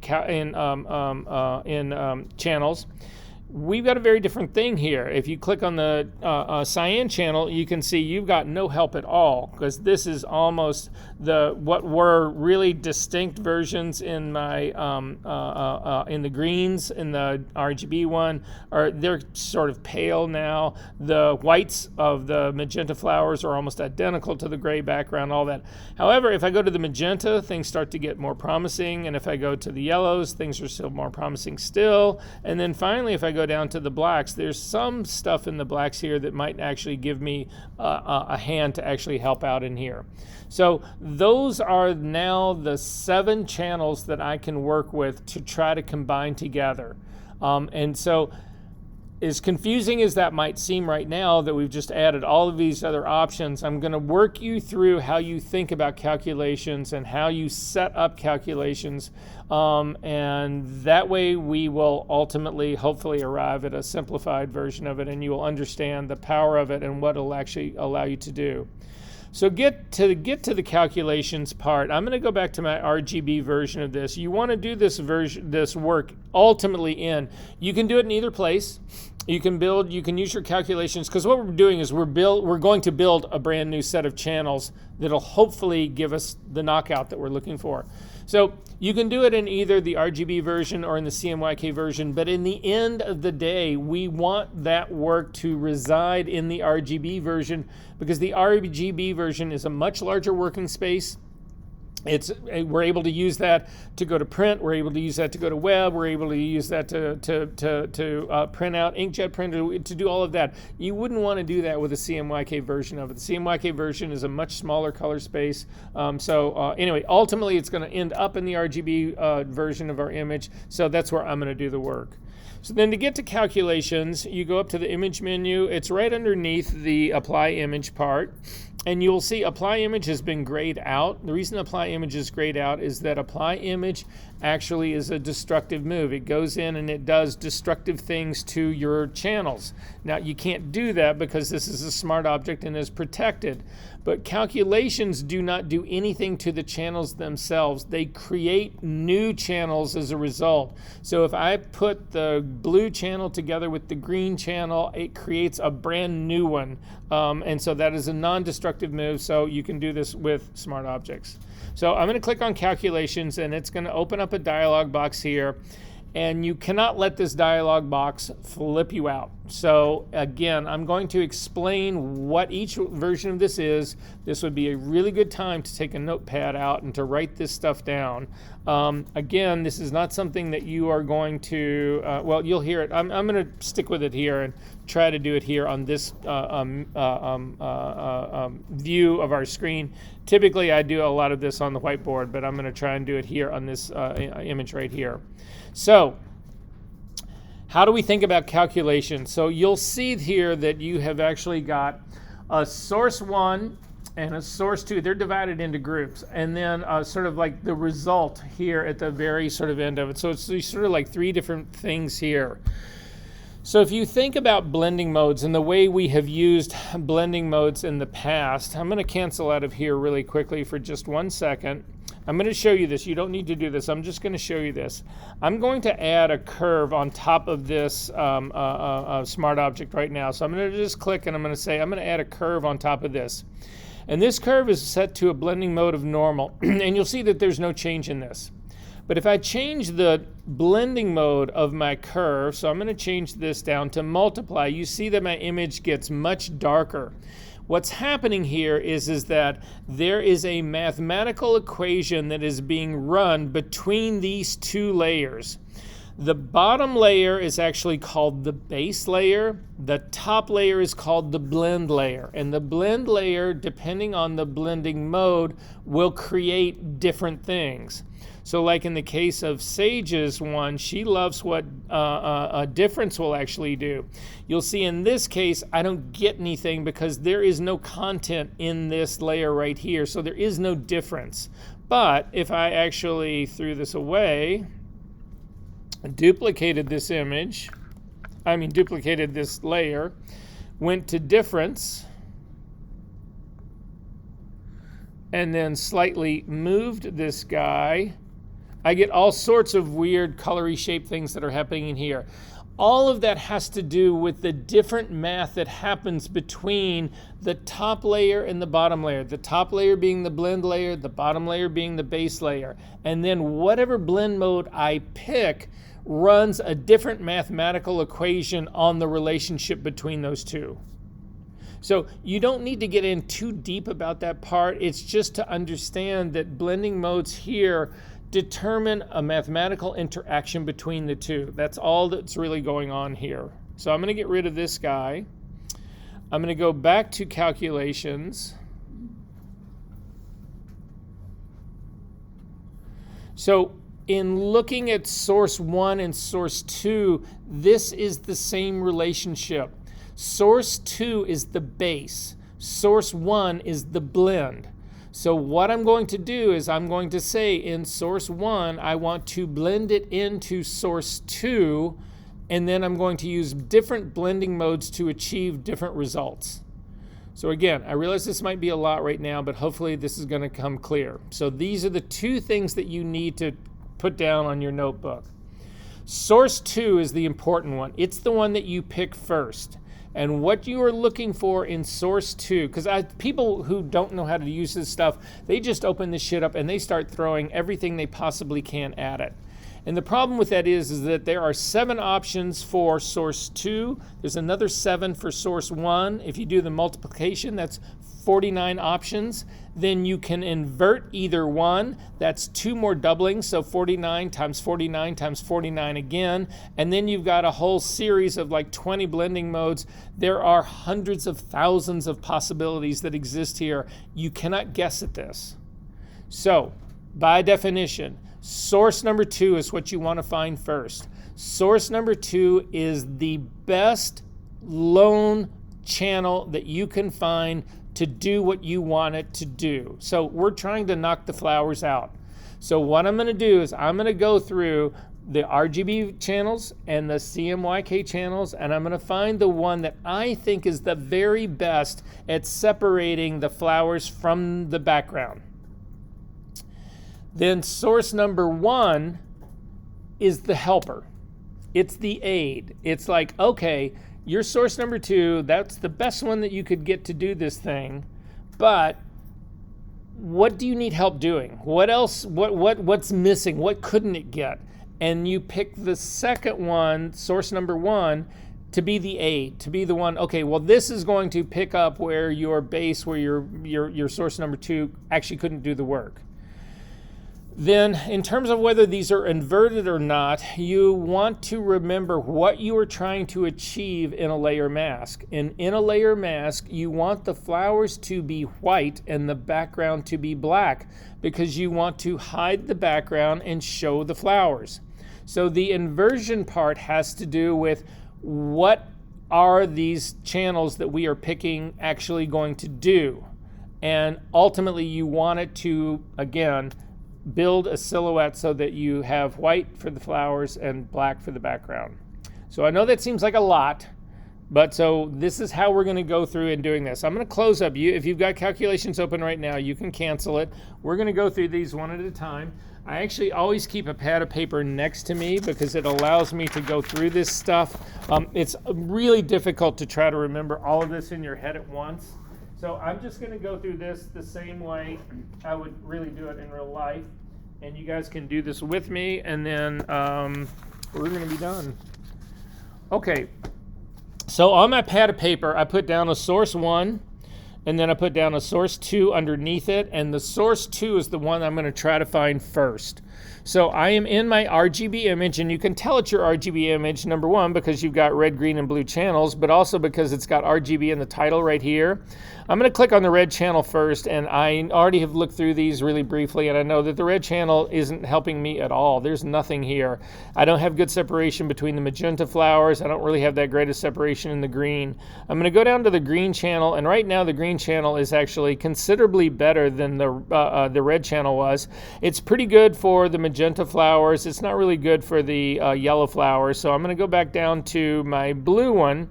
And the blue one is actually really good for all the greenery that's out here in the yellow flowers, but it's not really all of that great for this other, for the magenta flowers up here.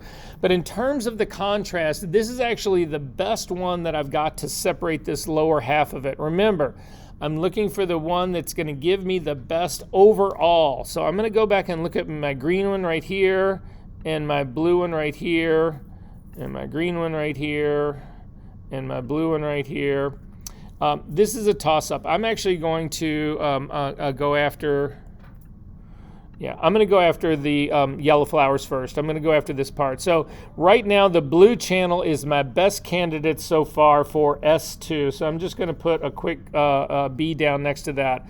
And I'm going to leave this showing. And then I'm going to go over to my CMYK version of my image. And I'm going to start up at the very top. Looking at the cyan channel, it does nothing for me. I'm going to go to the magenta channel. The magenta channel is not great in the terms of the yellow flowers, but it's pretty good up here for the magenta flowers. I'm a little iffy about this one right here, but that's actually looking pretty good for me right there. And then I'm going to go down to the yellow one, and I'm looking at the yellow one. And the yellow one gives me really good separation on the yellow flowers, but not much on the rest of this. So I'm going to take a look comparing the yellow and the blue that's sitting over here. And in terms of the flowers that are on the lower portion of all of this, I feel like that the blue one is giving me better separation down here than the yellow one is over here. Again, I'm looking at the separation, and it's not the yellow flowers that are in the middle. They're both still pretty dark, but I'm looking at the one that's sitting, this flower that's up in here, this stuff that's down in here. It's much darker in this guy right here. So I'm going to stick with the blue being my my base channel, the one that I am feeling the best about. But then I'm going to look at the magenta one, and the magenta one, again, I don't care about these flowers down here. I've got that in the base. I'm looking to get these guys up here. So the magenta one for me is the best for S1. It's my helper. It's the aid. It's going to be combined with this one, I hope.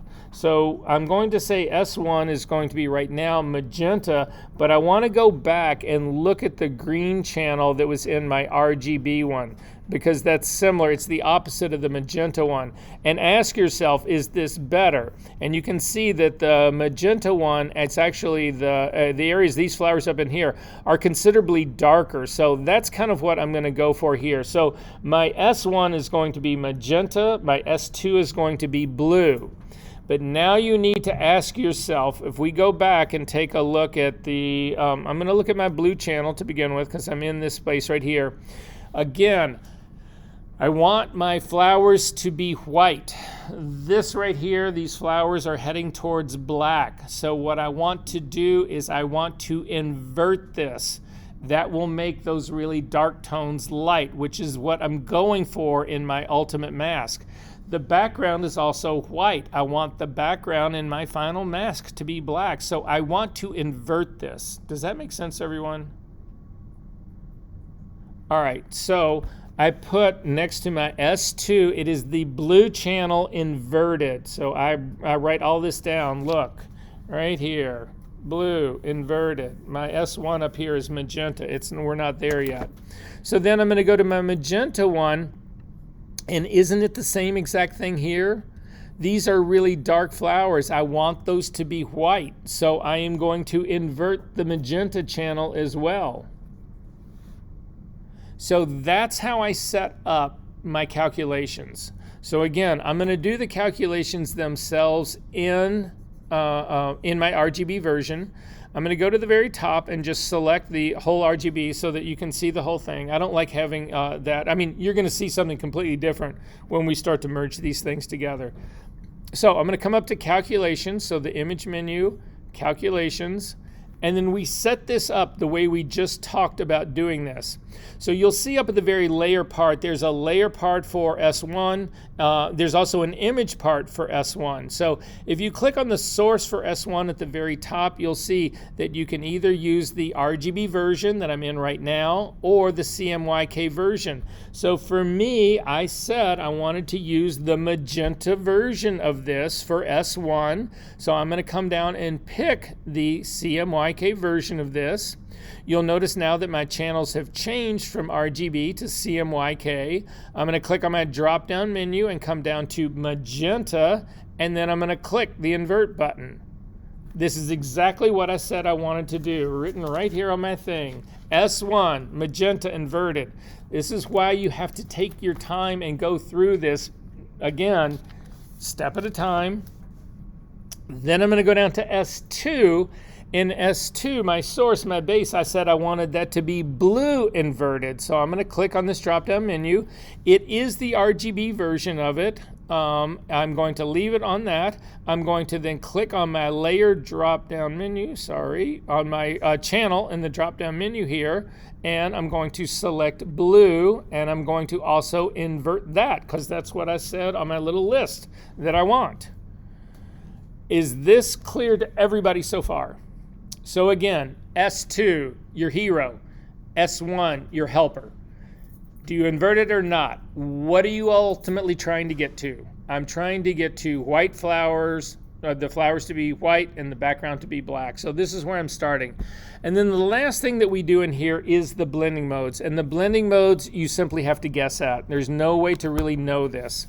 So I'm going to click on this drop-down menu and I'm going to go up to the very beginning and I'm actually going to click on darken and just see what happens. And I'm taking a look at it, and if this is the mask that I'm going to end up with, I'm in deep trouble.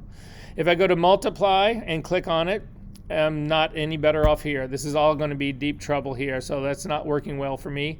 Color burn, well, this does kind of a good job down here for the yellow ones and that kind of stuff, but this still is not really great for me. I'm certainly not hoping that this is going to be my best bet in here. I'm going to go down to linear burn, not much better. In terms of darker color, you also have lighter color on the other side. All of those do is pick one of your two layers that you've already got, either S1 or S2. So they are never going to help you. This isn't going to make any difference for me. I've already got this in a channel. I don't need this. This isn't going to help me. This is either picking the magenta channel or the blue channel. It's not actually combining any of these. So then I'm going to go to the lighten group and I'm going to click on lighten. And this begins to give me something that I might actually be able to work with. The flowers are getting to be a little bit lighter. The background's getting to be a little bit darker. Remember, my goal in this is to have all the flowers white and all the background black. So lighten is getting there. I'm going to go to screen. Screen is actually a little bit lighter, so that's helping me out a little bit more. Sorry. I'm going to go to color dodge. Color dodge is really starting to clean out these flowers a little bit more. I'm feeling pretty good about this part here, a little bit better about that part. So color dodge, I'm going to keep that in mind. Linear dodge is adding these together. Now, again, they're starting to actually lift up in color here. I'm still nervous that this background is a middle gray, but I'm going to continue to work my way down. Lighter color will do you no good. It's simply one or the other channel. We've already got those, so it would just use the channel by itself. I'm going to look at overlay, and overlay is the first one that really starts to begin to, I feel like, work for me in a good solid way. I'm very nervous about the flowers that are down here, but realize this. If you get 90% of the flowers or 75% of the flowers in one, we can do this whole process again to grab another one and then combine them all. So you're not always looking to get this in one shot. A lot of times you have to do this in multiple iterations of this. So, but overlay is the first one that seems like a good candidate for me. I'm going to go to soft light, which typically is less contrasty, so overlay is going to be a better version for me. I'm going to go to hard light. Hard light is another option. So right now I start to write down what I think are my best blending modes. So overlay was one. Hard light is another possibility.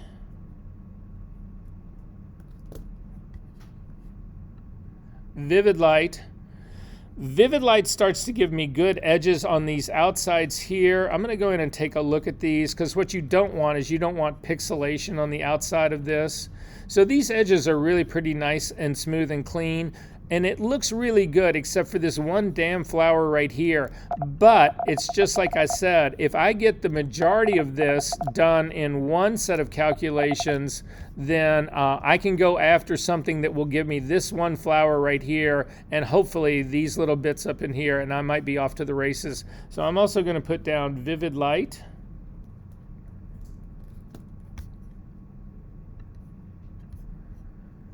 Next one down, linear light. And again, check the edges on this. Linear light actually is another option for me that looks good.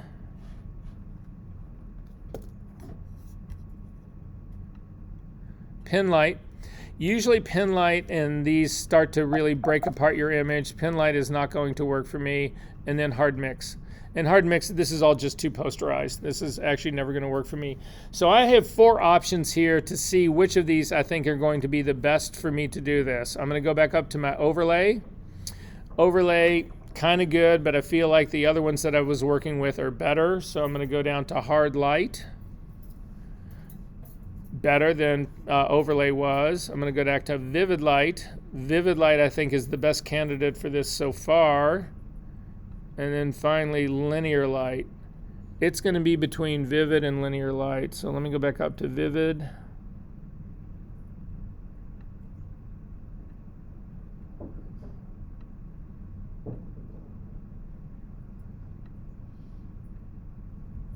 So for me, if you zoom into this area that's right up in here, I'm looking at this leaf right here. Linear light. Vivid. Vivid seems to me to be lighter in here, so vivid light is what I'm going to go with. Do you guys agree so far? Everybody's sort of with me on this one? All right. So then what we're going to create out of this is a new channel. In your result in this drop-down menu, you can see you can create a selection, a new document. I want to just create a new channel, and I'm going to click OK to that. And you'll see it sitting right down here at the very bottom. It's actually called Alpha 1. If you double click on this, we can actually call this, and it's what I'm really looking for it to grab here. And so what this is really grabbing are the greens and the yellows. So I'm going to call this greens and yellows.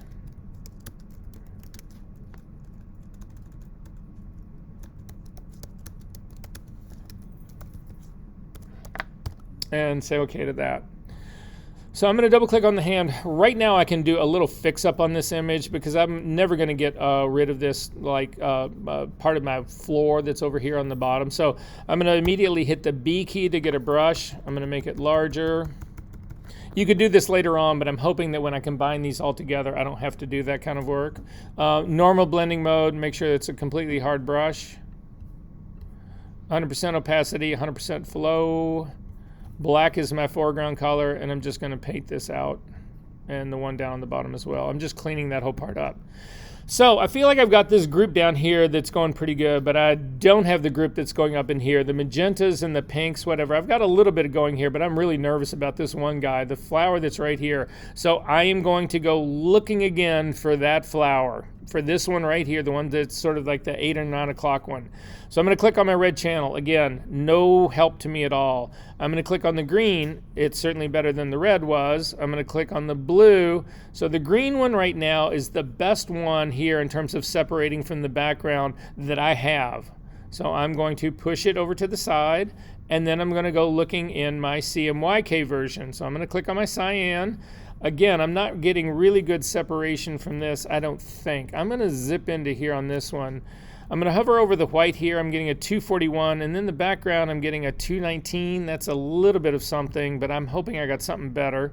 Again, it's this one flower right here. When I click on the magenta, I know that this is clearly better right in here. I've got something going on in here.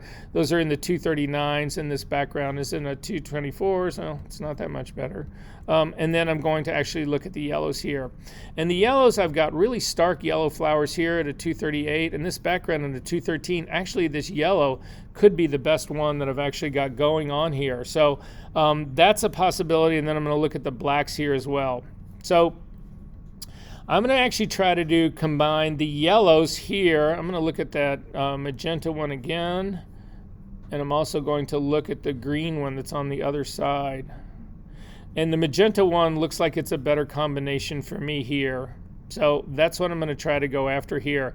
So, and again, guys, I'm winging this. I've done this 1,000 times, and I do it a different way every single time I actually do this. So what I'm going to say right now is I'm going to say that my my yellow one is going to be my base. My yellow one is going to be S2. My source number 2 is going to be yellow. It is not inverted because it is already white. And then I'm going to look at my magenta one here, and I'm hopefully going to get this magenta one to help it out. So S1 is going to be magenta. And then again, I want the flowers to be light and the background to be dark. So this magenta is inverted. And then we're just going to try calculations again and see what happens. I'm going to go back and do this in my RGB channel because I don't need to be in the I don't need to do this in the CMYK just because they are CMYK flowers. I'm going to just check this again. Yeah. So I'm back in my RGB version, up to calculations, image, calculations, and I'm going to set it up exactly the way I just wrote it out. So for my S1, it's going to be, we need to go to the CMYK version of this image. We need to then pick on magenta, and we need to invert it. And then for my S2, it is also in the CMYK version. So it's in the magenta layer and the yellow layer. So CMYK version, click on the yellow layer, and it is inverted. Or it sure doesn't, oh, I take that back. It is not inverted. And you can see what a good job that actually did to help bring this part out. So I'm pretty happy about this. And this is just, I'm going to actually take a look up again. I'm going to run through my blending modes again. So multiply, not a good one for me. Color burn. Color burn is actually a pretty good version of this. Look how dark that background is and how much lighter the flowers are. So I'm going to put color burn down as an option, CB. Next one down, linear burn. Nope. Color burn's better. Darker color won't matter. Lighter doesn't help me at all. Screen doesn't help me at all. Color dodge doesn't help me at all. Linear doesn't help me at all. Lighter color won't. Overlay, not so good. Nowhere near as good as color burn was. Soft light, maybe. I want to compare it. Hard light, maybe. Vivid light. Vivid light is killing soft light and hard light, so I'm going to get rid of those and put in vivid light as an option. Linear light.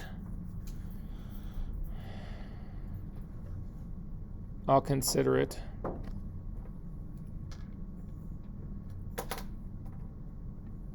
Pin light. Nope. And hard mix. And again, you might be tempted to do hard mix because you get this really look at silhouette, but look at the edge of this thing. Look at how pixelated this is. This is never going to work for you. So my options here are color burn. So again, this is the flower that I'm concerned about the most, is this guy right here, color burn. Then my other options were vivid light.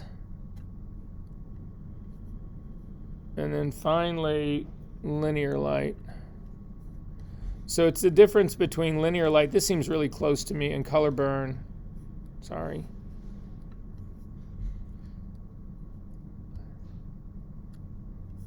And I'm going to go with color burn. I actually think this is the cleanest version of it.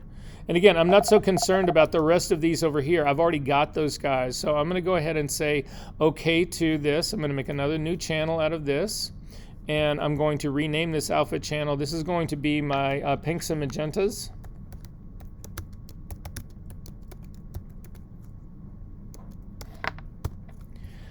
And then I'm going to combine those. Before I do all of this other work on this, I'm just going to plug my greens and yellows and my pinks and magentas together. Now, the greens and yellows, this one up here is the, I'm going to consider this my base as S2. So my S2, it's got more of it. It's got more of the flowers out. So I'm going to do my S2 is going to be my greens and yellows. And none of this is inverted because they are already now in the correct order. And then my pinks and magentas are going to be my S1. So now I'm working only in RGB space because that's where these channels actually are. Although they will show up if you were doing this in your CMYK version. But image menu, down to calculations.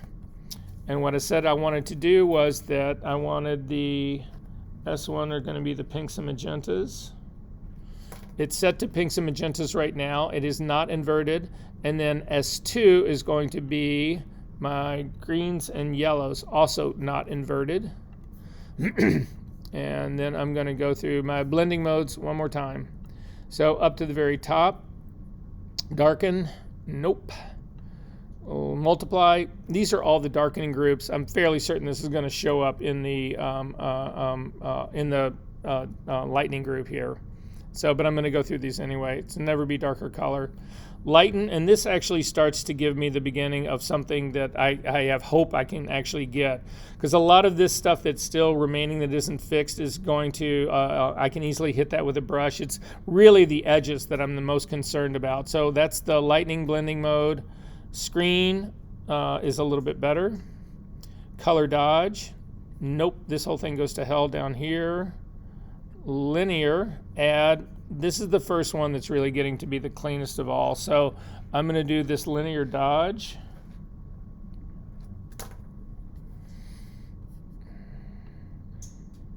Lighter color won't matter. Overlay, nope. Soft light, nope. Hard light, nope. Vivid light, nope. Linear light, nope. Pin light, nope. Hard mix, nope. Add also, add and actually linear dodge are the same, but I'm going to put down add. And even though I know subtract won't be it, I'm going to look at it, yeah. So it's between add and then again linear dodge, and the linear dodge up here is the same. You'll see add is in the parentheses. It's the same exact thing. So I'm going to go ahead and say okay to that. And then I've got something that I can actually begin to work on. So if I zoom in to take a look at this, what I care about in a lot of this stuff in here, I can actually get using overlay brushes, right? I mean, I can get a lot of this part out here. I can actually use regular brushes as well. So I'm just going to start to work on this. However, I can think about this itself. We can try to smack this a little bit harder by running it on itself. So that's what the last thing I'm going to try. I don't know if this is going to work, but the last thing I'm going to try is to actually run this guy on top of itself, blend it into itself, and see if I can't clean out just a little bit more of this. So to do that, I'm up to the image menu again, down to calculations again. I'm going to load both of these up. This is now my, oh wait, it's still called Alpha 1. Let's give it a decent name. I'm going to double click on this and call it Knockout 1. And then I'm going to combine them together up to calculations. I'm going to put Knockout 1 in both spaces, and then I'm just going to see if actually adding any of these blending modes helps me here. So it's all going to be in the lightning group. Again, I'm trying to get the white stuff, it's as light as it can be. I'm just trying to lighten everybody else up. So lighten, not much, sorry. Screen, it got lighter. Color dodge, lighter. Linear dodge, definitely lighter. Lighter color won't matter. The overlay groups or the contrast groups are not going to help me here. I don't want my darks to be any darker.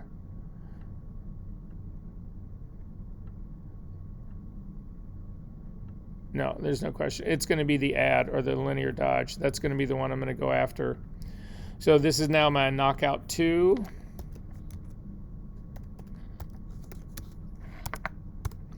And you can see with really very little work, look at the difference of where I'm at right now. This is where I started. These are my options. This, or this to actually make a knockout. And this is where I am right now. This is, you know, I'm off to the races. So I'm going to clean all of this up as best I can. I'm going to hit the brush to get a B key. I'm going to make it a little bit smaller and make it a completely hard brush. We're going to go after the inside stuff first. And I've got 10 minutes left tops, and we're going to make it, I think. So this stuff in the middle, you know, this can all just go. So let me make sure that I've got 100%. By the way, the CMYK guy has done its work. You can close it up. You don't need to save that. So 100% opacity, 100% flow. It's a hard brush. Hit the X key to make white my foreground color. And you can just get rid of all of this stuff. That does not look like a soft brush. That is not a soft brush. I mean, it is a soft brush. All of this goes. When you get near the edges like this, you can actually go after this with an overlay brush repeatedly. That's all good. I'm going to come back to this part in here. There's a small little one petal right here that I'm going to have to get using the pen tool. But the rest of this I can get. If you're not sure if things like this are background, simply go up and turn on your background. And you can see, yes, indeed, that is background. I just turned on the eyeball. I'm still working on this knockout 1. I'm going to go around to the rest of this. I'm only caring about the edges right now. Everybody else I can hit with, I'm just doing overlay brush. Everybody else, this darker stuff that's in the middle, I can get all of this, like all of this, I can get using a regular brush. I'm just trying to get to the edges here a little bit more. And I can get that part here, and that part there. That part I can get.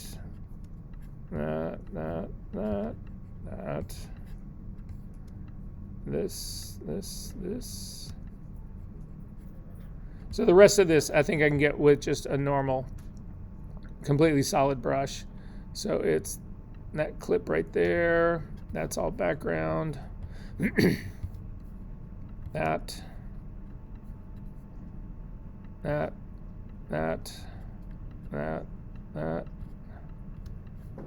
I've got the dirtiest screen in the world.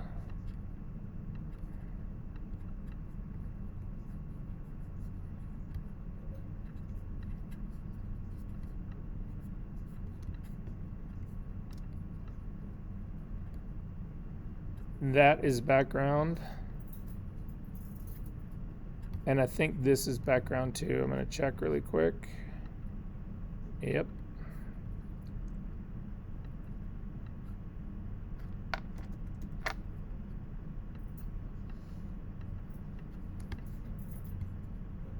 I think that's background as well.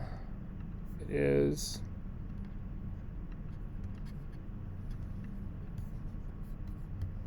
And I think that is not. All right, so I've got these 3 little bits right here that I cannot get using, that my whole process didn't get. So I am going to turn off my knockout really quick. I'm going to hit the P key to get the pen tool, and I'm just going to circle these guys really fast.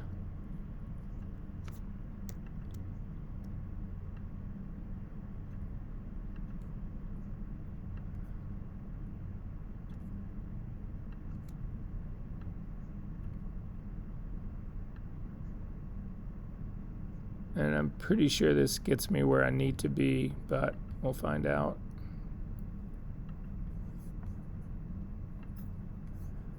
Oh, I missed one.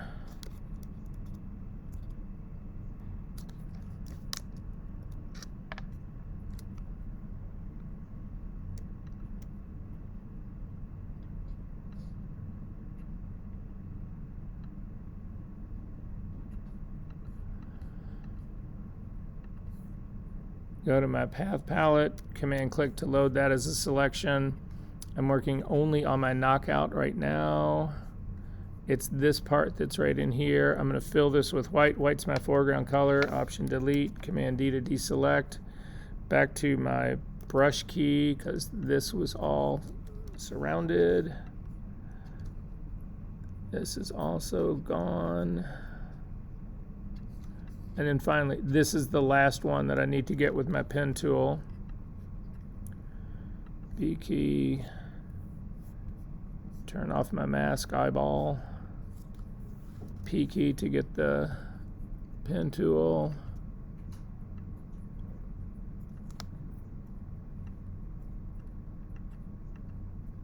I'm pretty sure that was the one.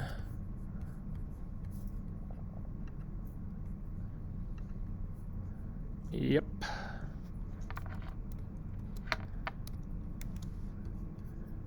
And the B key. And I'm done. So to see how well this worked, I'm going to command click to load that as a selection. Go back to my layers palette. Actually, I'm going to deselect. First off, I'm going to make a copy of this. Command J. Click on the link between the two. I'm going to add a solid color adjustment layer. Make it white. Say OK. Command click to load my knockout 2 and put it on here as a layer mask. Boom. Look at the quality of this. It's better than, I think, than the, if we look at the select subject one again, I'm going to go ahead and do a snapshot of this. So snapshot 1 is calculations.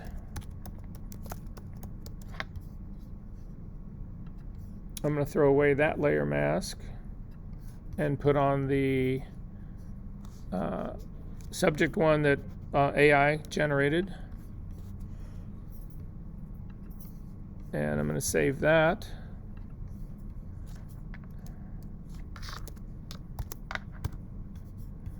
And then we'll just take a look at the difference. So in this area right in here, that's calculations. Oop. That's all missed. But AI's missed this. Calculations a little bit richer edge right there. AI clips that and leaves background in here and here.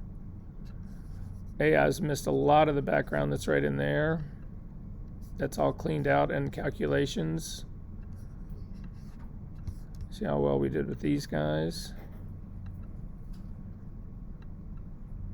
Yeah, AI is hacking into a lot of this. That's all flour. That's all meant to be there. So you guys can see it's not a complete washout or throwaway to actually do this. Last thing I'm going to show you is this. One last thing in here. If you take a look at your greens and your reds here, these are actually called luminosity masks, and these can do really sort of interesting things for you. So what I mean by that is I'm going to just load this as a luminosity mask, and then I'm going to put a solid color on here. I'm just going to put it on the very top. So I'm going to add a solid color. And I'm going to fill it with black.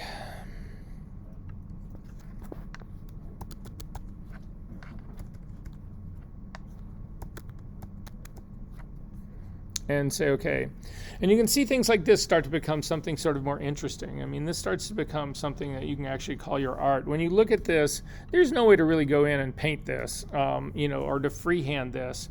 This, I think, kind of becomes sort of an interesting option, but then you can add other touches to this. So for instance, we can actually change this to a color blending mode here, and it sort of begins to gray this stuff out. So there are all these sort of interesting effects that you can get once you start to build what they call these luminosity masks. I really sort of like the normal version of this better, but you can try other ones of these. So if we, for instance, screen this out, we don't get any change at all. But if we multiply this, We actually get a much darker color in here. Then you can take your opacity and you can drive it back here so that it becomes like this. I mean, there's all these things that allow you to do this once you can make the right selection. Questions? So I expect every one of you to go to the bar tonight with your friends and say, by the way, have you ever worked with calculations in Photoshop? And they'll go, never heard of it. And you go, yeah, I know. Anyway, that's it, guys. Next week, are there any questions about next week? Is everybody good on this part? Befores and afters. We'll just be critiquing the whole time. And I'll see you then.